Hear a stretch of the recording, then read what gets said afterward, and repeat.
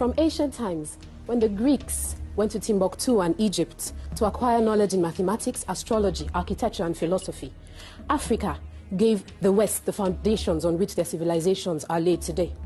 Slavery and colonialism brought about the Industrial Revolution of Africa and Europe through the human and natural resources of Africa.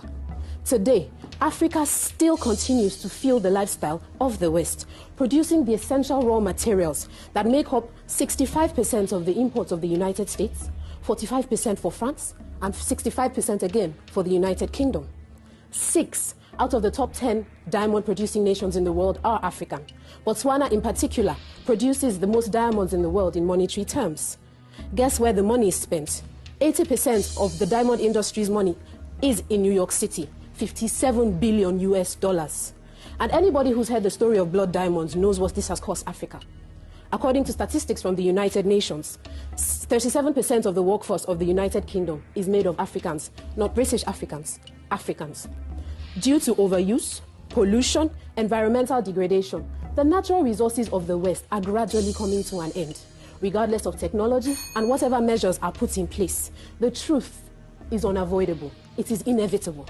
Africa will be the sole source of natural resources, not just for the whole world, the West in particular.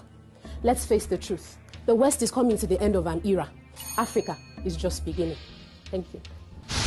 For the sake of argument, yes, the West provides Africa with aid, but at what cost? The IMF and the World Bank constantly coerce African governments to open their countries up to Western corporations. The Democratic Republic of Congo is the richest country in the world based on natural resources, but it's the poorest. Why? Its wealth of minerals is owned by 32 Western companies. Even after aggressive debt relief campaigns, African countries still pay $20 billion US in debt repayment every year. A stark reminder that this foreign aid you speak of is not free. The notion that the West educates us in any way is a myth, because they simply use a psychological means to make us dependent on them. Let's not deny the facts that Africa contributes 70% of the world's cocoa, 34% of its coffee, 50% of the gold that the world uses is from Africa.